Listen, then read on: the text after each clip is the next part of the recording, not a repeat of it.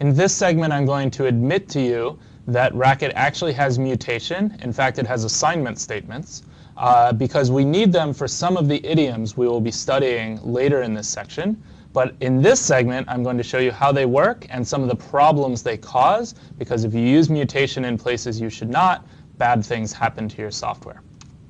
So Racket really does have assignment statements, and we use them only where appropriate. People generally programming in Racket do not use them a lot, but when they need them, the Racket construct is called setBang. It's spelled S-E-T exclamation point, and everyone pronounces it setBang. And the way it works is setBang takes a variable that should already be in the environment and an expression E. It evaluates E to a result, and it updates, it actually mutates what X is bound to. So anyone who's using that X in their environment, after this setBang, will see the updated value for X. All right, so any later lookups for X by anyone who's using that X, they'll see the later value. If they already looked up X, well, they saw the value before we did the setBang. And this really is like the assignment statement in languages you may have seen before, Java, C, Python, and so forth. The syntax is just setBang with parentheses around it. Now, once you have side effects like this, sometimes you want to do a bunch of things in order. I'm not going to use this in this segment, but I should show you that Racket in general has this form where you say begin and then some sequence of expressions. And this is the sequencing operator. You do each of these expressions in order, and your overall result is just whatever the last one evaluates to. So these earlier ones are useless, except if they do any setbanging, if they do any updating or any printing or anything with a side effect, then we need to execute those just for their side effect. So let me show you an example using setbang that's actually mutating a variable. So imagine this is a file, and I want to sort of emphasize to you why this sort of assignment statement is probably a bad idea. So let's go through this line by line. On the first line, we create the environment where b is bound to 3. Now in the second line, f is bound to a function that if this were ML, I would say f always, always, always adds 3 to its argument. Because given x, it does multiply by 1 and the addition of x and b.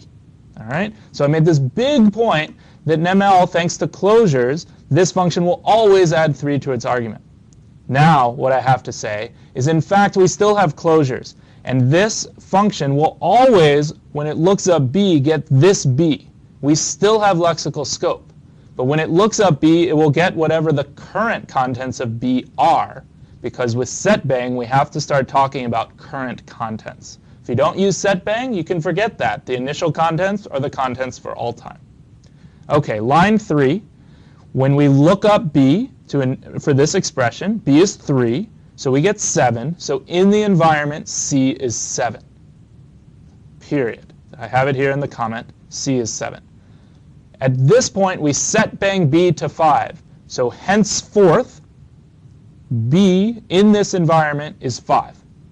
So now when we call f with 4, when the body of this function is executed, it looks up B in the environment, and it sees 5. So we end up with 5 plus 4, that's the plus xb, multiplied by 1, we get 9. On this last line, however, where we just look up C and put the result in W, C is 7. We already did this plus b4 a long time ago, 3 lines ago. And what's in our environment is C is 7. Having done that addition, any subsequent changes to B are not relevant. So that is why Z is bound to 9. Because the call to f saw the new value for b, but w is bound to 7 because c holds the result of adding b and 4 where we looked up b before the setbang. Okay?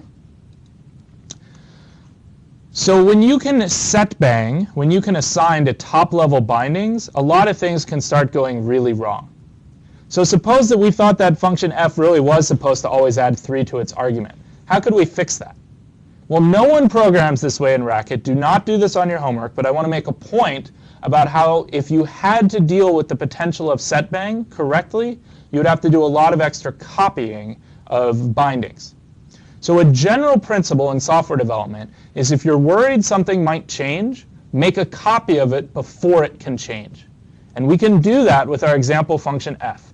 If we wanted f to always add x to the value of b when f was defined, rather than the updated value of b when f is called, then what we can do is we can make a local copy. We can define f to be the result of this let expression. And what this let expression does is it initializes some local b that the outside world cannot get to and therefore cannot set bang to be whatever the outer b currently is. So we have that 3, and now this function, whenever called, will look up b, find this local b, we already copied the outer one, and we're fine. So you normally use the same variable when you use this technique, but if it confuses you, this inner b does not have to be the same as the outer b. We could have said let c be b, lambda x times 1 plus x and c, and that would have still made an appropriate local copy that would make sure that this closure is unaffected by any later set bang of this top level b. But it turns out that wouldn't necessarily be good enough. In a simple, elegant language design, we would say, wait a minute, that function also uses addition and multiplication. And those are just variables bound to functions. And if we have set bang, we have set bang. What would stop someone from set banging the plus variable to be bound to some different thing, no longer the addition function? So now for our function f to be safe, we'd have to make a local copy of b and a local copy of plus and a local copy of times so that we know that this function body down here, when it looks up times and plus and b, will get the code we want even if there's a later set bang. Nobody programs like this, don't worry about it, but semantically this is what you would think you would have to do. And in older racket-like languages like Scheme, this would actually be a problem. If someone did a set bang of plus, all sorts of code would start breaking because they all assumed it was still the addition function. So the designers of Racket decided this was just too much. We don't want to have these sort of problems creeping into our software. So in Racket, you cannot set bang things like plus. They made kind of a strange compromise that if the file that defines something does not set bang it in that file, then nobody else can either. And since the file where plus is bound to the addition function does not have any set bangs for addition, we don't have to worry about anyone else assigning to it either. Okay, let me be clear about this. I do not want you on the homework making local copies like this. It's a strange idiom. It's not necessary. What everyone does in Racket is just assume that no one's going to do set bang of top-level bindings. So why did I show this to you? Because I don't want you to use set bang on top-level bindings in any language. Assigning to top-level things that lots of your code might be relying on is just a bad idea. And if you don't mutate things, then you have a much simpler semantics. And it's actually quite dubious whether in your language you should even allow top-level bindings to be mutated. And that's why we have set bang, but Racket went ahead and had some reasonable compromises about what you're allowed to set bang and what you're not.